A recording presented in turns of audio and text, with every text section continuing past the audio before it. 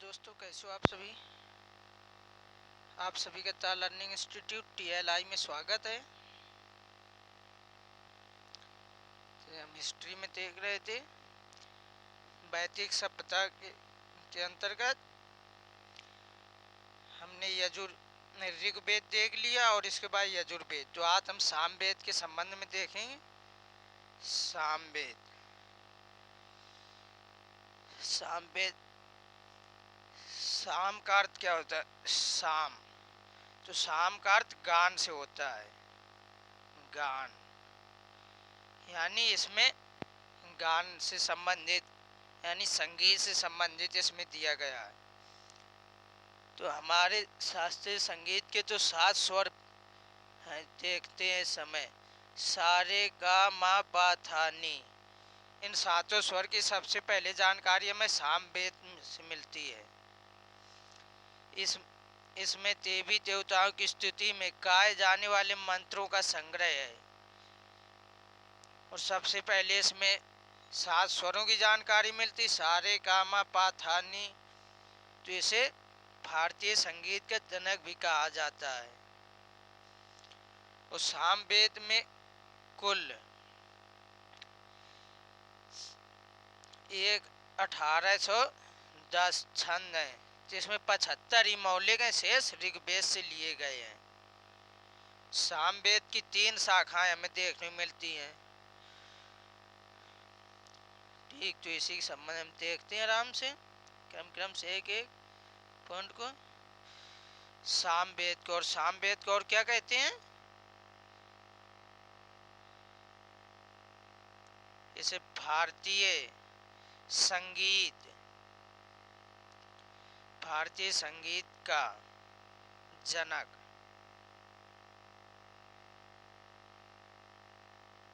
माना जाता है।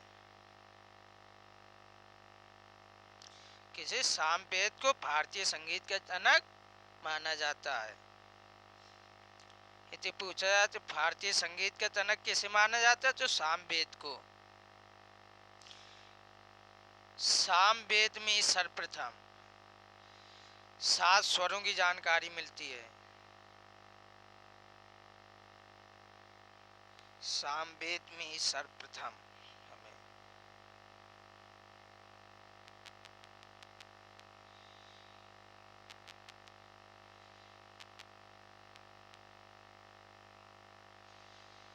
सात स्वरों की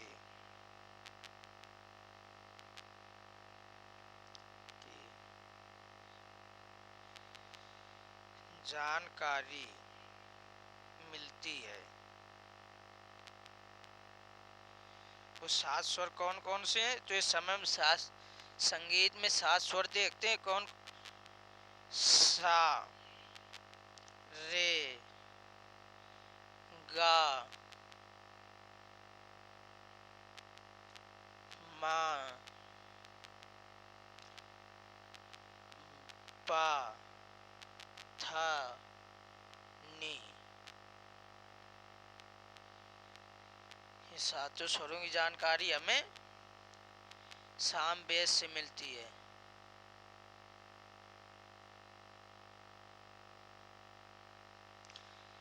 सामवेद की पुराणों में सहस्त्र शाखाएं का उल्लेख मिलता है। सहस्त्र यानी 1000 शाखाओं का उल्लेख मिलता है।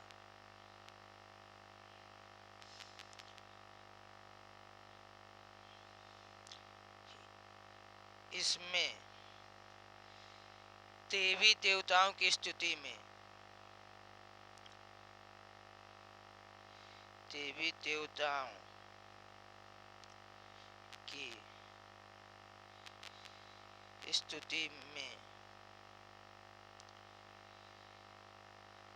गाए जाने वाले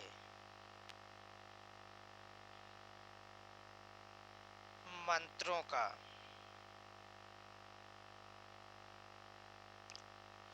उल्लेख है।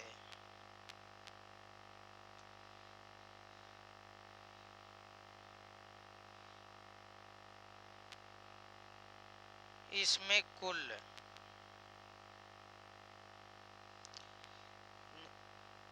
1810 छंद यानी मंत्र हैं,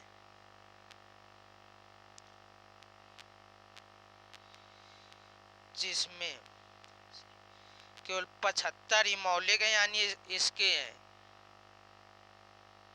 मौलिक का मतलब होता है कि तो इसी किसी अन्य से ना लिए गए, इसी के मौलिक है।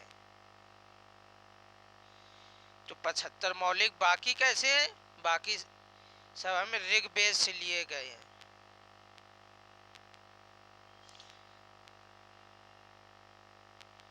बाकी ऋग्वेद से लिए गए हैं।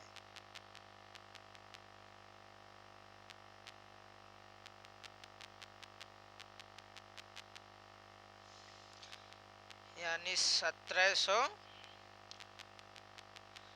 प्लस ऋग्वेद से छंद लिए गए हैं।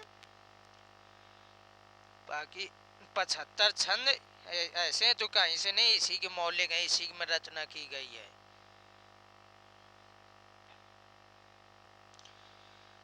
इसके इसमें कुल कितने 1810 छंद हैं, 75 मौलिक हैं, बाकी ऋग्वेद से लिए गए हैं। इसकी साम इसकी किसकी सामवेद की, सामवेद की 3 प्रमुख शाखाएं हैं।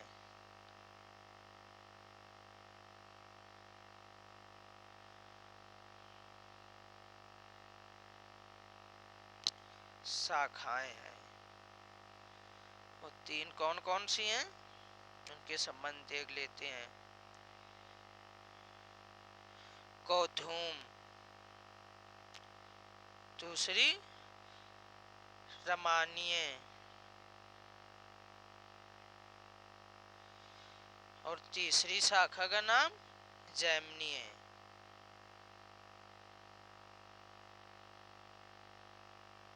इसकी 3 शाखाएं हैं। और बाकी हम बता दी कि देखिए पुराणों में सामवेद की 7 शाखाओं का उल्लेख मिलता है। पुराणों में देखें तो इसकी 7 शाखाओं का उल्लेख मिलता है। तो सामवेद खत्म हो गया। अब अगला देखेंगे हम अथर्ववेद के संबंध में। अथर्ववेद, अथर्ववेद इसका नाम बना क्यों, इसकी रचना अथर्वा ऋषि ने की थी। अथर्ववेद की रचना अथर्वा ऋषि ने की थी, इसलिए इसका नाम अथर्ववेद पड़ा। अथर्ववेद को हम ब्रह्मवेद भी कहते हैं।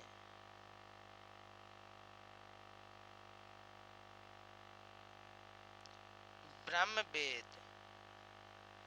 या इसी श्रेष्ठ वेद,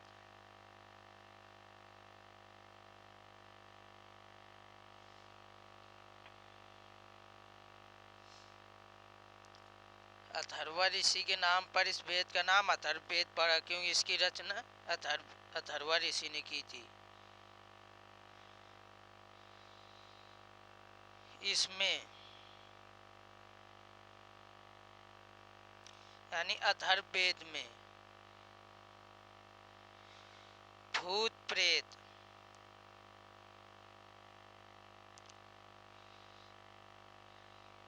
जादू टोना, वशीकरण,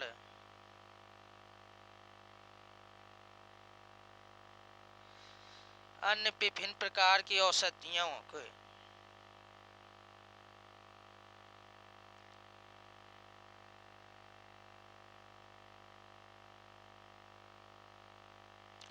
अन्य विभिन्न प्रकार की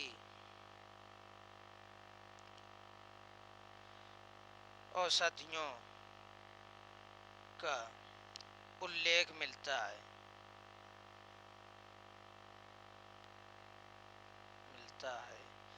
यति का आधा सबसे लोकप्रिय वेद कौन सा, तो अथर्ववेद, क्योंकि इसमें भूत प्रेत जादू टोना जैसी अन्य विधियों का, जिसमें कई बीमारियों के औषधियों का औषधियों को ले गए, जिससे कि आम आदमी के काम आता, तो आम आदमी की आम जिंदगी में तो काम, इसलिए सबसे लोकप्रिय वेद कौन सा, अथर्ववेद हुआ, जिसे ब्रह्मवेद और श्रेष्ठ वेद भी कहते हैं। अथर्ववेद को ब्रह्मवेद कहते हैं, बाकी यजुर्वेद, सामवेद और ऋग्वेद को, इन तीनों को वेद त्रय कहते हैं। ठीक।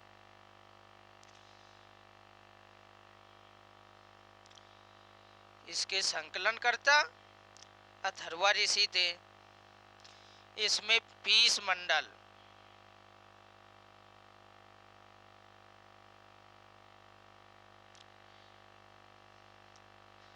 और 731 सूक्त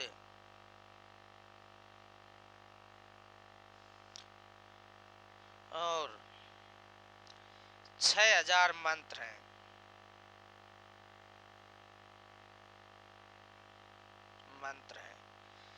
ऋग्वेद में कितने 10 मंडल थे और अथर्ववेद में 20 मंडल हैं और 731 सूक्त एवं 6000 मंत्र हैं।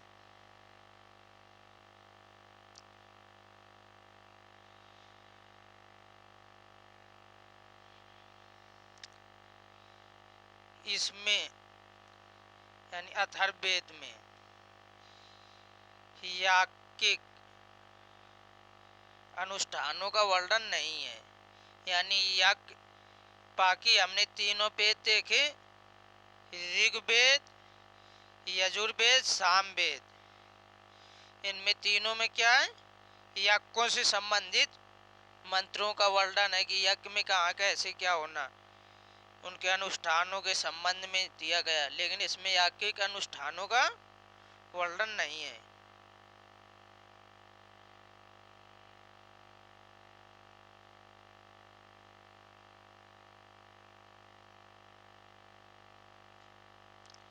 नहीं है, बाकी तीनों वेद याज्ञिक अनुष्ठानों संबंधित हैं।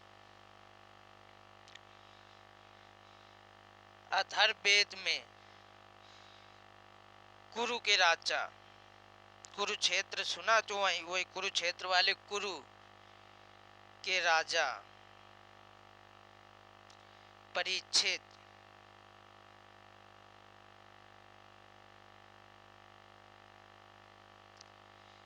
का उल्लेख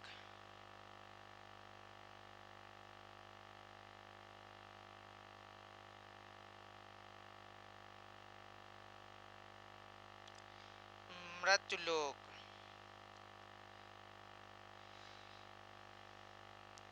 के देवता, मृत्युलोक के देवता के रूप में किया गया।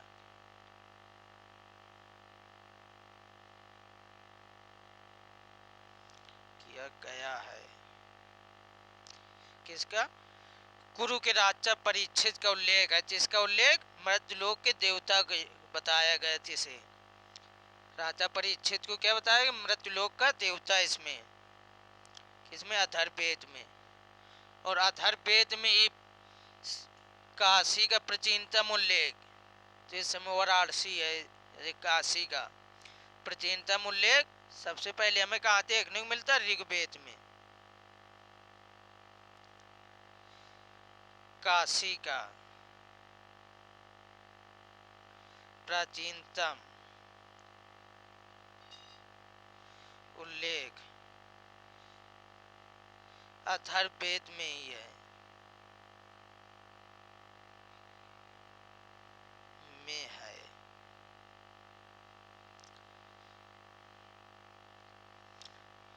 अथर्ववेद में सभा और समिति को प्रजापति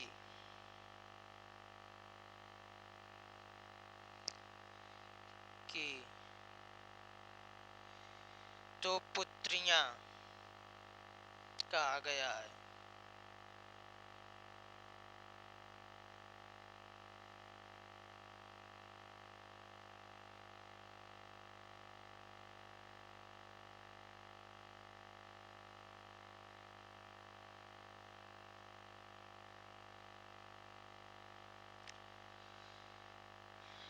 सभा और समिति के महत्व को देखते हुए इसे प्रजापति की दो पुत्रियां कहा गया है।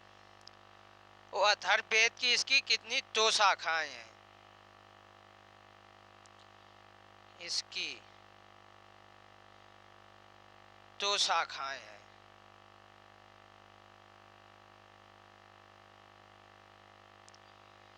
पहली शाखा पिपलाति,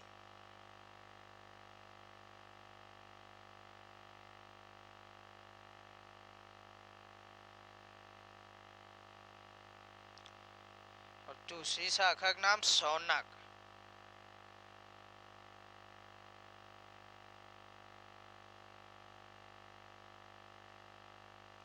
ठीक, तो अथर्ववेद में क्या किसका वर्णन है?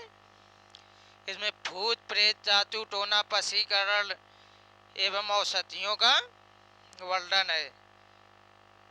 तो एक आम आदमी की जिंदगी में तो मौलिक यूज में आती पलटी, भाई किसी को फीवर आ गए तो उसमें कौन से मंत्र का उल्लेख करना और कौन सी औषधि देना, इसका वर्णन है।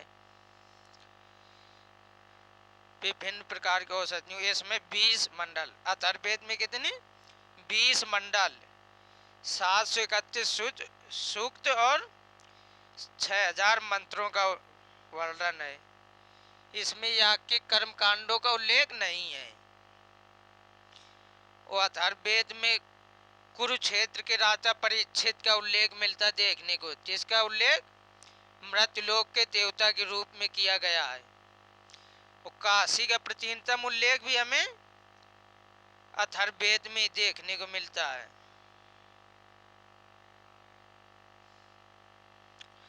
और अथर्ववेद में सभा और समित को, तो अभी हम सभा और समित देखेंगे ऋग्वैदिक काल में और उत्तरवैदिक काल में इनके महत्व के बारे में। तो इनके महत्व को देखते हुए अथर्ववेद में सभा और समित को प्रजापति की दो पुत्रियां कहा गया है। और अथर्ववेद की शाखाएं कितनी हैं? दो शाखाएं, पिपलाद और शौनक। ठीक, तो आज की क्लास दोस्तों यहीं तक। क्लास कैसी लगी कमेंट करके ज़रूर बताएं। क्लास अच्छी लगी तो लाइक करें और चैनल को यदि सब्सक्राइब नहीं किया सब्सक्राइब कर दें। और दोस्तों को शेयर भी कर दिया करें क्लास, जैसे तुम्हारे दोस्तों को पता चल जाए। क्यों आज से अब कंटिन्यू क्लास चलेगी, अभी थोड़ा प्रॉब्लम से कुछ दिन बंद रही क्लास। चलो जय हिंद, जय भारत।